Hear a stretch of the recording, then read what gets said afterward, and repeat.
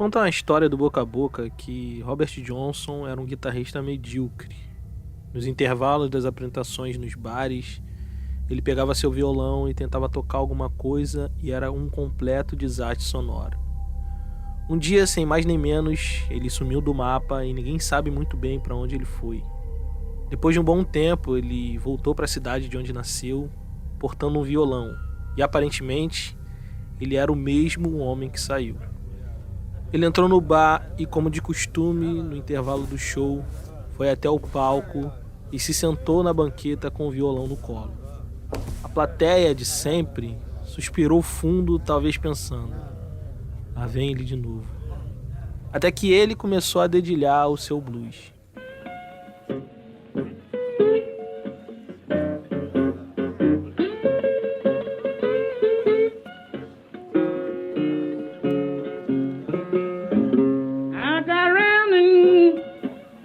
Todos os olhos daquele lugar se voltaram imediatamente para o palco. Será que esse é realmente aquele Robert Johnson?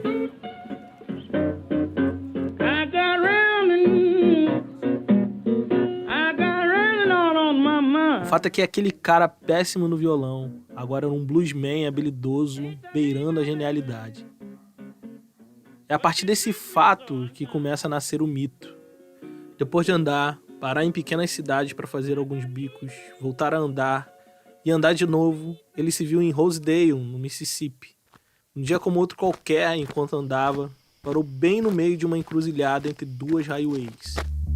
Ali parado, sem saber muito o que fazer e que rumo tomar, ele encontrou um sujeito misterioso que prometeu habilidades extraordinárias no violão. Mas em troca, ele tinha que vender a sua alma. Como se sabe, o sujeito misterioso era ninguém menos do que o próprio diabo. Então conta a história que Robert Johnson fez o contrato e entregou a sua vida ao diabo. Mas o quanto dessa história é mito e o quanto dessa história é fato? Meu nome é Thiago e o História Preta de hoje é sobre Deus e o Diabo na Encruzilhada. O nascimento do blues. O blues nasceu com o primeiro escravo negro na América. Essa frase não é minha, é do Roberto Mugiati. Espero estar falando o nome dele corretamente. O autor do livro Blues, da Lama à Fama, lançado em 1995 aqui no Brasil. Essa frase poética até reflete um pouco da maneira imprecisa que os autores têm abordado a história cultural dos negros em diáspora. Há uma ideia recorrente de observar as sociedades coloniais como em basicamente dois blocos culturais impenetráveis que não se comunicam: o mundo do branco livre e o mundo do negro escravizado. Quando Roberto Mugiati sugere, de maneira bem intencionada, acredito eu, que o blues nasceu com o primeiro escravo negro, ele comete um erro tentador comum à maioria de todos nós, que é olhar para sujeitos negros a partir da sua escravidão. Quando olhamos para o negro escravizado a partir da sua escravidão, tiramos dele a sua personalidade cultural e a sua herança histórica. Se o sujeito é apenas um escravo, sua identidade é o trabalho, sua vida é o trabalho. Não há pensamento, não há poder criativo, há apenas uma massa sem vida moldada pelo trabalho. Obviamente, não estou aqui negando a influência que o monopólio da violência pela classe senhorial tenha resultado em diferentes manifestações culturais. É claro que em toda a sociedade escravista houve a intenção europeia de moldar e podar o modo de viver dos africanos escravizados. Mas o erro na leitura histórica está exatamente no fato de achar que os negros escravizados eram sujeitos inertes a essas violências praticadas. Em meio à tragédia que é ser sequestrado de sua terra e forçado a viver sob a violência do trabalho escravo, esses sujeitos buscaram encontrar brechas de oportunidade para manter o seu estilo de vida e preservar a sua herança cultural de origem. Dessa forma, o surgimento de novas manifestações culturais crioulas, ou seja, nascidas na América, como é o blues, não é fruto da apatia de sujeitos negros passivos à vontade do senhor europeu. Pelo contrário, ela só é possível graças às maneiras inventivas que a população escravizada encontrou para manter as suas tradições. Então, o blues é o resultado de um processo bem longo de resistência negra em solo americano, Em termos de musicalidade, a primeira face dessa resistência cultural é encontrado nos Hollers, que viria a se tornar as work songs, ou em tradução livre, canções de trabalho. I'll be so glad when the sun goes down. When the sun goes down. I'll be so glad. Sem direito ao lazer, a musicalidade era onipresente em um dos únicos espaços de convivência coletiva, o campo de trabalho. O som dominante nesses lugares era o de uma única voz melancólica que ecoava a capela pelos campos quentes de algodão, enquanto o resto dos escravizados respondiam de forma triste e cadenciada.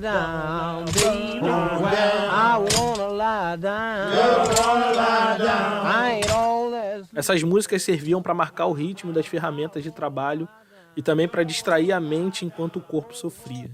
A canção obedecia a um jeito antifonal de cantar, muito típico em sociedades da África Ocidental e Central, porém sem instrumentos musicais, já que esses eram proibidos aos escravizados dos Estados Unidos. E aqui cabe um parêntese curioso, porque se você for ver a estrutura de um samba de roda tradicional, ele tem o mesmo padrão de perguntas e respostas dos rollers. Ao meu amor deixo o meu sentimento,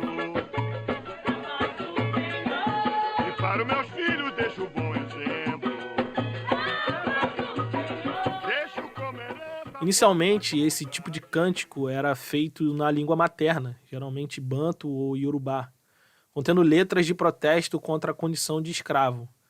Mas com o tempo de convivência e o aprendizado do inglês, as canções foram se mesclando e resultando em outras músicas com trechos nos dois idiomas. Na verdade, essa gravação que você está ouvindo não é uma gravação do campo de trabalho escravo, já que não tinha tecnologia suficiente para tanto lá no século XVII. Mas sim uma variação das work songs, que é conhecido como prison songs, ou em tradução livre, canções de prisão. No fim da Guerra Civil Americana foi promulgada a 13ª Emenda, que aboliu a escravidão e o trabalho forçado em todo o território dos Estados Unidos. Mas com um porém, se o sujeito fosse condenado por um crime, ele poderia ser forçado a trabalhar para o Estado enquanto cumpria a pena de prisão. E foi assim que os Estados Unidos começou a campanha de encarceramento em massa da população negra, aprovando leis que atingiam frontalmente essa comunidade e, como resultado direto, muitos negros foram parar nas prisões e voltaram ao trabalho forçado.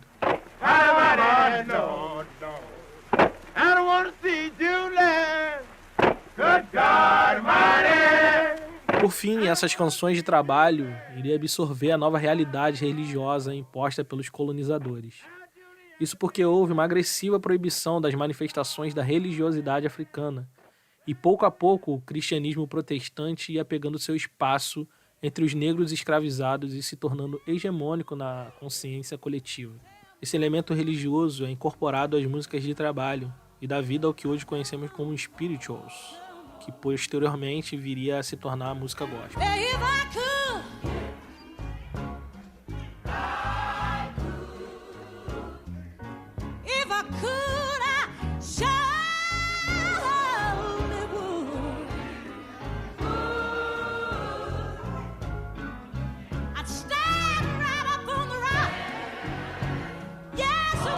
Essa aí é a maravilhosa Aretha Franklin, cantando já na década de 70, mais de 2 séculos depois do surgimento dos spirituals, um de seus hits que exemplifica bem a estrutura musical que estamos falando. Ela é a voz guia, aquela que pergunta, e o coral são as vozes de resposta. Percebe como o padrão permanece o mesmo, mesmo depois de séculos?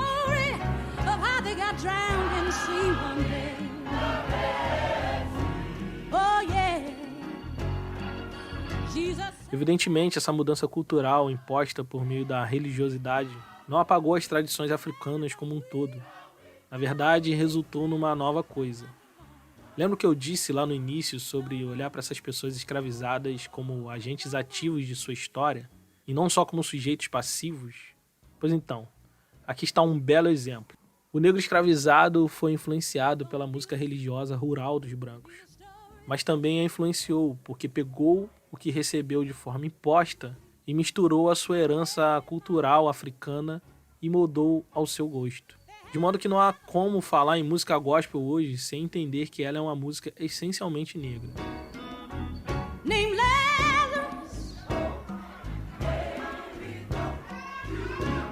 Os Spirituals incorporaram a temática judaico-cristã em suas letras, porém ela atendia a uma necessidade da vida escravizada. Eram músicas tristes como são as músicas de trabalho, porém com mensagem de esperança religiosa. As plantações eram pequenas aldeias de fome, dor e almas em sofrimentos que buscavam alívio em canções de fuga da realidade. Então, cantar sobre como Faraó e suas tropas foram afogadas no Mar Vermelho enquanto Deus dava fuga aos escravos do Egito tinha um outro significado para sujeitos em condições de escravidão. O blues, que ainda não nasceu, será a junção dessas duas faces, a da tristeza pura e do protesto das canções de trabalho e a da esperança de liberdade e um futuro melhor dos espíritos.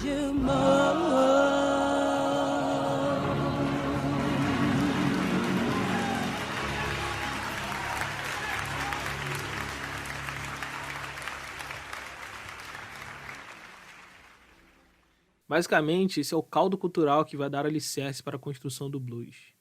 Enquanto as músicas de trabalho e spirituals são expressões culturais nascidas na experiência da escravidão, o blues é essencialmente um resultado das vivências do pós-abolição e da liberdade. Mas apesar de livre, a vida de um negro no sul dos Estados Unidos, no pós-abolição, não era nem um pouco fácil. A realidade da segregação, dos linchamentos, desemprego e prisão eram corriqueiros aos negros vivendo ao sul dos Estados Unidos. E é justamente esse terreno que vai ser o solo fértil que vai florescer o blues.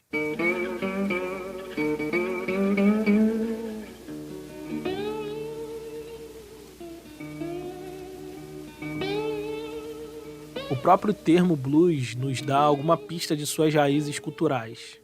Há várias interpretações sugeridas por historiadores a respeito da origem desse termo.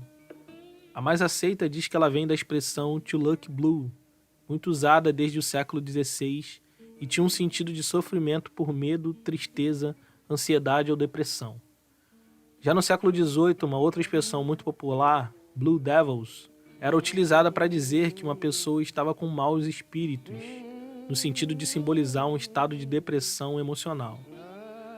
Uma larga quantidade de pesquisas acadêmicas, tanto no campo da história como no da psicologia, tem demonstrado que a vivência de ser sequestrado e escravizado produziu danos irreversíveis a muitos homens e mulheres negras em diáspora. No Brasil, o termo mais utilizado para identificar os escravizados depressivos era banzo. É curioso porque no Rio de Janeiro, meu estado de origem, ainda é muito comum a gente utilizar a palavra banzo para quando nós queremos falar sobre um sentimento melancólico de saudade que vem assim do nada. Tipo agora que eu acabei de lembrar do Rio e bateu um baita banzo. O banzo era tão recorrente no Brasil que muitos historiadores têm encarado ele como uma forma de resistência, já que muitos escravizados com banzo se matavam engolindo pedras, abortavam, faziam greve de fome, tudo para não viver os horrores da escravidão e ao mesmo tempo causar um prejuízo monetário ao senhor de escravo. Tanto o Blue Devils quanto o banzo são o mesmo fenômeno social que deixa claro a reação melancólica de um povo, a perda da sua origem territorial, de seus costumes ancestrais e de sua liberdade para morrer em paz junto dos seus. Ainda que separado por milhares de quilômetros, a depressão e a melancolia representam só uma das muitas experiências compartilhadas entre os negros escravizados nas Américas.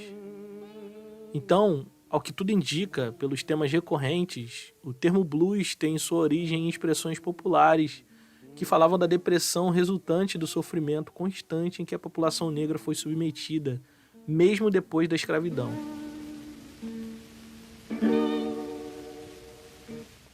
O berço do blues é o delta do Mississippi, não na região de New Orleans, como muitos imaginam, mas na menos celebrada Vicksburg. Antes da grande migração em massa para os estados do norte, uma parte dos negros ex-escravizados buscou trabalho nas grandes cidades do sul, como Vicksburg e New Orleans. Assim, no período que vai da Guerra Civil à Primeira Guerra Mundial, teve um fluxo migratório muito grande de pessoas para as grandes cidades do sul, transformando a ocupação dos negros, que antes eram exclusivamente campesina, em atividades também industriais. Isso serviu de preparação para uma maciça migração que viria logo a seguir em direção ao norte, que teve início no fim da Primeira Guerra Mundial, em 1918. Vemos aqui, então, a formação de um subproletariado pobre que vivia em barracos e cabanas insalubres próximas às entradas das cidades. Oprimidos e corroídos pelo alcoolismo, pela educação precária e ausência de direitos básicos, as perspectivas eram tão deprimentes quanto as do período escravista. Porém, foi a existência dessa classe trabalhadora que influenciou na criação de uma nova forma de entretenimento, agora urbana, que eram os pequenos casebres de madeira chamados juke joints.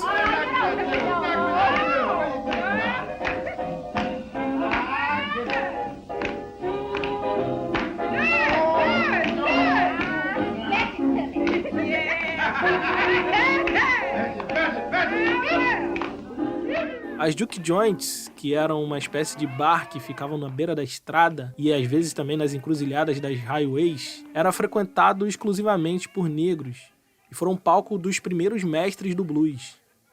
Inclusive, foi numa dessas que Robert Johnson tocou genialmente pela primeira vez após o seu suposto pacto com o demônio.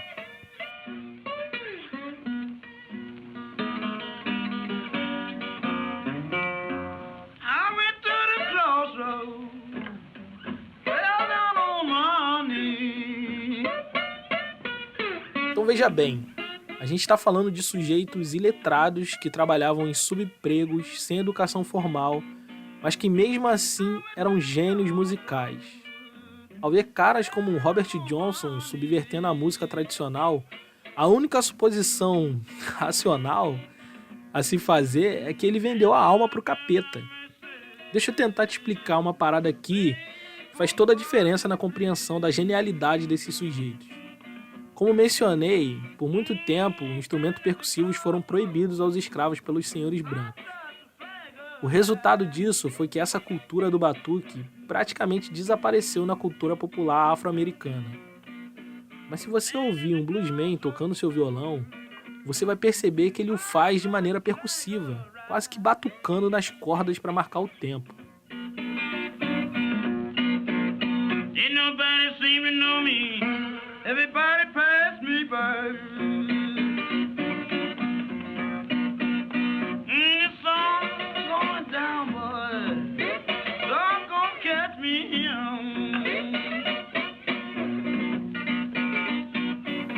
Esse aí é o Robert Johnson. O Keith Richards do Rolling Stones, quando ouviu ele tocando a primeira vez, jurava que tinha 2 caras tocando e não um só. Aliás, isso ajuda a fortalecer o mito de que realmente Robert Johnson não estava sozinho, né? Ele estava acompanhado pelo diabo.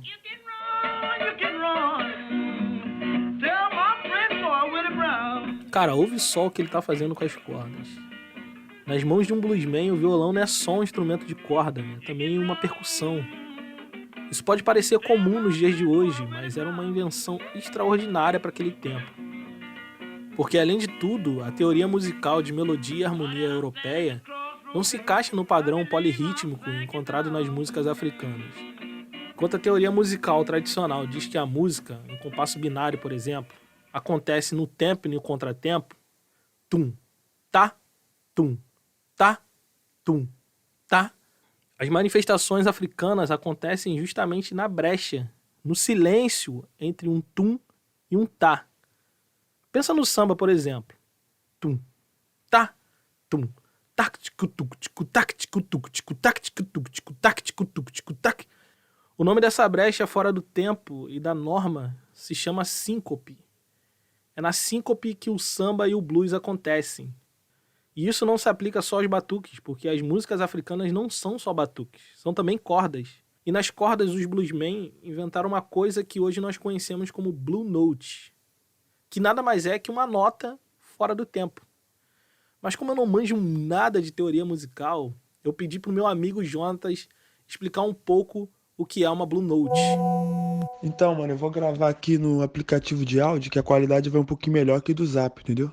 Já te mando aqui agora. Tô com o violão aqui, acordei e te mando já. O Jonatas é um multi-instrumentista muito talentoso e guitarrista do Projeto Sonar, trio de jazz que toca por todo o Rio de Janeiro. Então, basicamente, para se falar da Blue Note, primeiro a gente tem que falar da escala pentatônica, que antecede a Blue Note. Essa escala pentatônica é uma escala criada pelos chineses, mas além disso também é a principal escala para tocar blues, entendeu? E a Blue Note é uma nota a mais nessa escala pentatônica, é uma nota fora da escala, praticamente um complemento ali da escala que se usa. E com essa nota a galera começou a chamar a escala de pentablues. É a escala pentatônica acrescentada da Blue Note. A escala pentatônica segue um padrão geométrico no braço do violão. E eu pedi para o Jonatas tocar uma pentatônica pura, sem a Blue Note, e uma pentablues, que é a pentatônica com uma Blue Note. A escala pentatônica pura. De novo. Agora a escala pentatônica com a Blue Note. De novo. Talvez escutando elas assim não dá para notar muita diferença, mas na hora da improvisação essa nota, esse complemento faz uma diferença muito bacana, entendeu? Então, de uma forma resumida, a Blue Note ela dá uma sonoridade diferente para a escala. É uma nota ali de tensão na hora de que tá tocando, dá uma nota fora e tal. É como se fosse um tempero para essa escala pentatônica, entendeu? Se não deu para perceber a diferença, ouve como ela se comporta quando improvisada numa música. Robert Johnson não foi o primeiro a incorporar elementos percussivos ao toque do violão. Isso já era uma tradição entre os músicos negros desde a época da proibição dos tambores. Ele também não foi o primeiro a usar o gargalo da garrafa para fazer o slide, uma técnica muito usada pelos bluesmen para arrastar uma Blue Note até uma nota tradicional na escala pentatônica. Esse arrastar das notas, que podia ser feito deslizando um objeto, uma faca, uma garrafa, é encontrado também em lugares como a Nigéria, Gana e Mali, onde há uma forte influência dos instrumentos de origem muçulmana. Talvez você tenha achado muito complicado entender toda essa coisa de pentatônica, síncope, Blue Note, slide. Mas pensa bem, você só precisa entender isso. Os caras inventaram o bagulho. Isso sem educação formal em música. Se isso não é ser genial, eu não sei o que isso mais pode ser.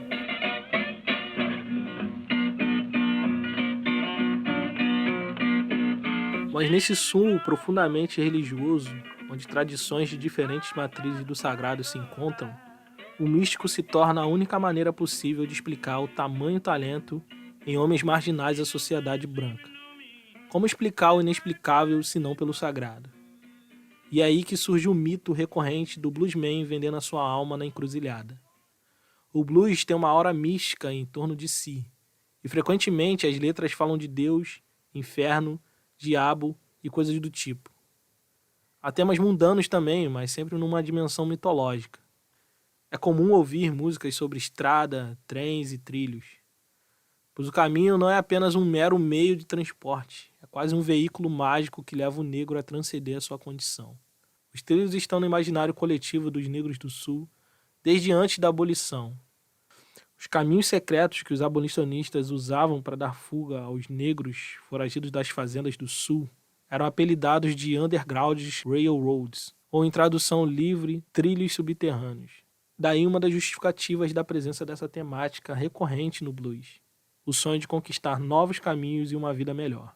Viagem, separação, união e sonho envolviam a fantasia dos trens e ferrovias, verdadeiras metáforas da vida, como esse blues composto por Clara Smith, uma das tantas mulheres que fizeram sua vida no blues e que ainda em 1925 já cantava algo como: vou pegar o trem e rodar. Quando eu não estou rodando, não estou satisfeita. Sou uma mulher da estrada, tenho a cabeça na estrada. Vou comprar uma passagem e andar por esses trilhos.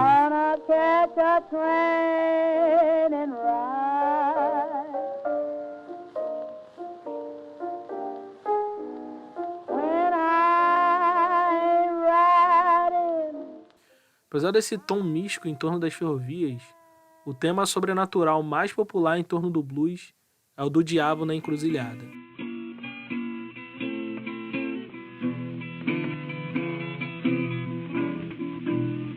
I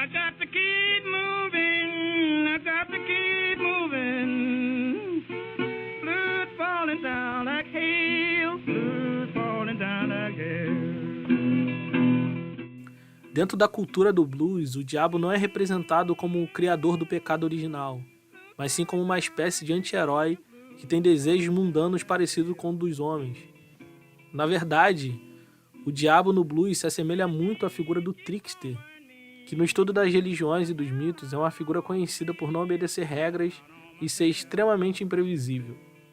Eles são personagens amorais que são ao mesmo tempo criador e destruidor, doador e negador, aquele que engana os outros, mas que também é sempre enganado. Com alguma variação, esse tipo mítico aparece em diversas culturas. Na Grécia, ele é visto em Hermes. No norte europeu, ele é visto em Loki. Na cultura indígena do Brasil, ele é visto no Curupira. Entre os urubais africanos, ele é visto em Exu. Entre os Fons, também da África, é visto em Legba. E por falta de referência melhor dentro desse arcabouço religioso, o cristianismo equivocadamente comparou todos esses ao diabo.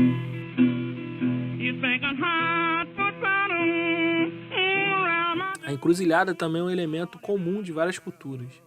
E ao contrário do que muitos dizem, ela não simboliza dúvidas e incertezas. Na verdade, o seu principal símbolo é o da potência criativa. Foi na encruzilhada que Exu lançou uma pedra hoje e acertou um pássaro ontem. É na encruzilhada que, na Bíblia, o profeta Ezequiel vê o rei da Babilônia consultar a sua sorte. É também na encruzilhada que Nzazi, uma importante divindade dos Bantus, sacrificou um bode branco e esticou sua pele num couro oco e fez o primeiro tambor do mundo. Exu, Legba, Nzazi foram divindades demonizadas pelos primeiros cristãos que pisaram em África. Com sua visão de mundo, que se resumia apenas em bem contra o mal, ensinaram aos povos colonizados que não deviam confiar nessas divindades, pois eram inimigos de Deus. Então, a história de Robert Johnson na estrada, encontrando o diabo e voltando com um talento genial, nada mais é do que a preservação da ideia sagrada que circulava muitos séculos em África, de que a encruzilhada é lugar de vitalidade e inventividade, em contraponto à ideia cristã de que é um lugar onde habita o mal.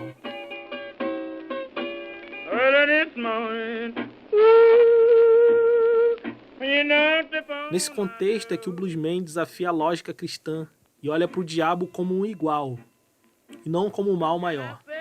Podemos ver um exemplo disso em Me and the Devil Blues, do próprio Robert Johnson. Nessa letra, ele dá um olá amigável para o diabo e diz para o ouvinte que ele e o diabo estavam andando juntos.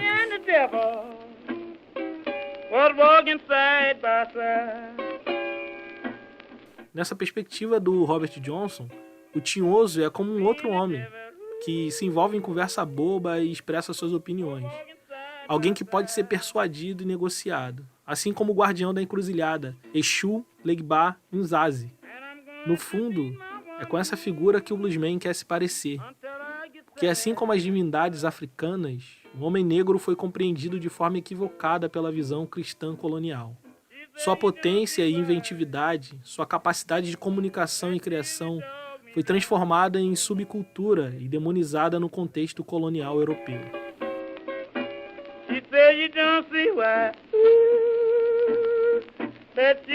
Robert Johnson e outros bluesmen abraçaram o mito e se tornaram um mito.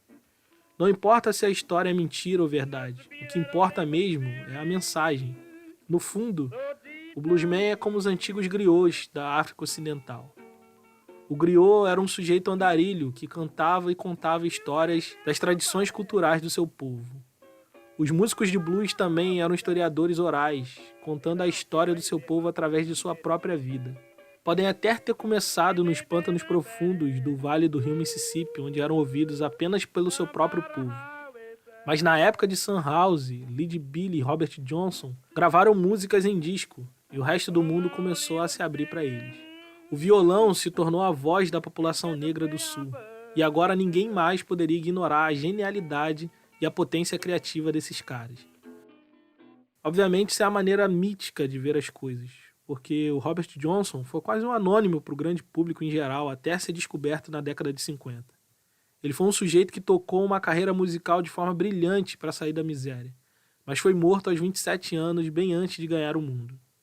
Ele inspirou outros bluesmen como B.B. King e influenciou toda uma geração de roqueiros, dentre eles o Keith Richards do Rolling Stones e o genial Eric Clapton.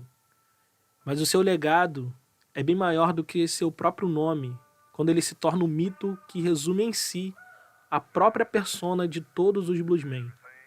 O que vagou de estrada em estrada, de trilho em trilho, de encruzilhada em encruzilhada e morreu anônimo. Aquele que em suas contradições e tragédias se torna o próprio blues. Eu sou o primeiro ritmo a formar pretos ricos, o primeiro ritmo que tornou pretos livres, anel no dedo em cada um dos 5. Vento na minha cara, eu me sinto vivo, a partir de agora considero tudo blues. O samba é blues, o rock é blues, o jazz é blues, o funk é blues, o soul é blues, eu sou Exu do blues. Tudo que quando era preto era do demônio e depois virou branco, foi aceito, eu vou chamar de blues. É isso, entenda, Jesus é blues. Falei mesmo. Se você gostou e acredita ser importante que esse podcast permaneça no ar, considerem nos apoiar pagando apenas um cafezinho por mês em apoia.se/História Preta ou em picpay.se/História Preta. Lá você vai encontrar 2 categorias de apoio e em todas elas você vai receber uma newsletter com tudo que li, ouvi e assisti para produzir esse episódio. Ou se você não tem dinheiro para um cafezinho, não esquenta a cabeça. Você pode nos apoiar mostrando o nosso podcast para outras pessoas. Nas redes sociais nós somos o História_Preta e lá você pode, além de nos seguir, conversar um pouco mais sobre esse episódio. Então, até a próxima!